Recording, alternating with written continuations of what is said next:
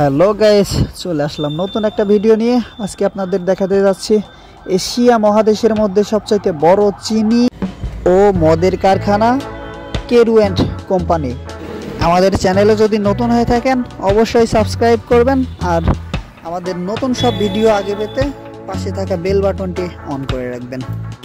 চলুন দেখে আসি কেরু অ্যান্ড কোম্পানিতে কি কি আছে ও কি ভিতরে হয়। এই যে আগগুলো দেখছেন, এগুলো একটি কনভেয়ারের সাহায্যে আস্তে আস্তে গিয়ে এই মেশিনটির দ্বারা ছোট ছোট করে কেটে পিস পিস করে এই ড্রামযুক্ত কনভেয়ারের সাহায্যে ভিতরে নেওয়া হয়। এবার আমরা দেখব কোথায় আগগুলো চেপে রস বানানো হয়।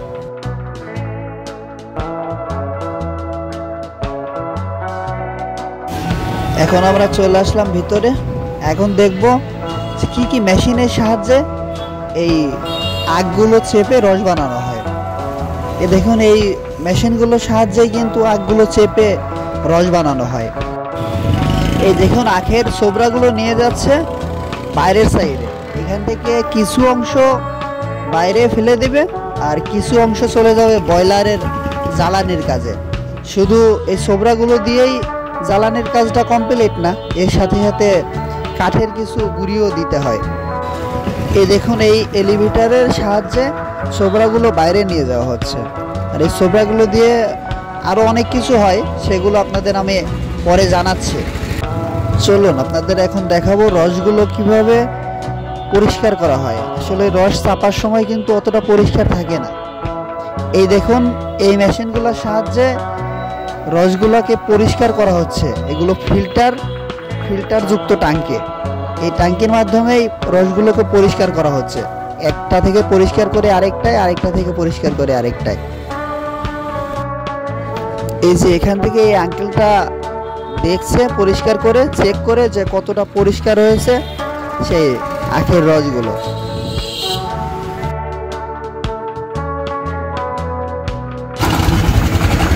আর এই যে দেখুন, এই সাইডে যেগুলো পড়ছে এগুলো হচ্ছে আখের রসের যে ময়লাটা, মানে গাদ, এক কথায় আপনার চিটাগুড় যেটা দিয়ে বানানো হয় সেই অংশটা এখানে ফেলছে।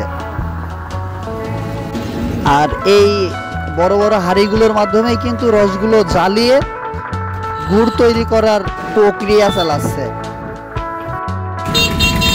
চলুন এখন আপনাদের দেখাবো কোথায় চিনিগুলো পড়ছে ও সেই চিনিগুলো প্যাকেটজাত হচ্ছে। আর এই দেখুন, এই মেশিনটার সাহায্যেই দলা দলা যে চিনিগুলো, সেই চিনিগুলো ভেঙে গুঁড়ি গুঁড়ি করছে। এক কথায় চিনির যেই রূপটা, সেই রূপটা এনে দিচ্ছে এই মেশিনটায় চিনিগুলোকে কেটে।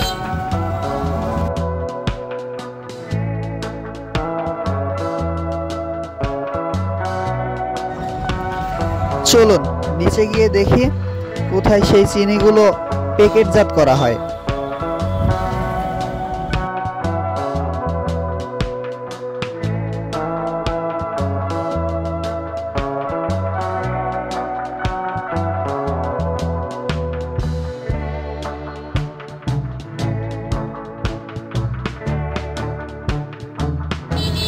আর এই দেখুন, এখানে যে মেশিনটা দেখছেন, এটা উপর থেকে চিনিটা, মানে বড় বড় দলাযুক্ত যে চিনিগুলো থাকে সেগুলোকে আলাদা করার জন্য এই মেশিনটা ব্যবহার করা হয়। এখান থেকে আমরা এখন চলে যাব যেখানে চিনিগুলো প্যাকেটজাত করা হয়।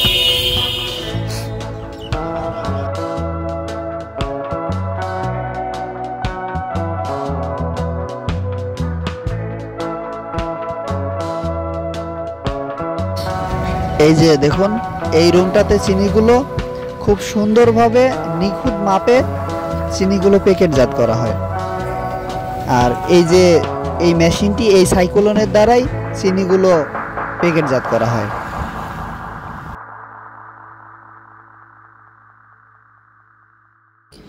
চলুন এখন আপনাদের দেখাবো সেই আখের ছোবড়াগুলো দিয়ে কি করা হয়। এই আখের ছোবড়াগুলো দিয়ে এক তো বয়লারে জ্বালানি কাজে ব্যবহার করা হয়, আরও একটি কাজ, এরা বাকি যে অংশগুলো ফেলে দেয় ওগুলো দিয়ে আলাদা এদের একটা ফ্যাক্টরি করা আছে, সেখানে জৈব সার তৈরি করা হয়। আর এই জৈব সার তৈরি করে সারা বাংলাদেশ সাপ্লাই করে। আর এই দেখুন পাশের এটি হচ্ছে ব্রয়লার, আর এই ব্রয়লারেই সেই আগ জ্বালানোর স্টিমগুলো তৈরি করা হয়। এই ব্রয়লারের মাধ্যমেই আগ জ্বালানোর সেই বাষ্পগুলো তৈরি করা হয়। এই দেখুন ব্রয়লারের আগুনগুলো জ্বলছে, অনেক তাপ এখানে। এই ব্রয়লারগুলোতেই আখের ছোবাগুলো পোড়ানো হয়। শুধু আখের ছোবা দিয়ে হয় না, পাশাপাশি কাঠের কিছু গুঁড়িও ব্যবহার করতে হয়।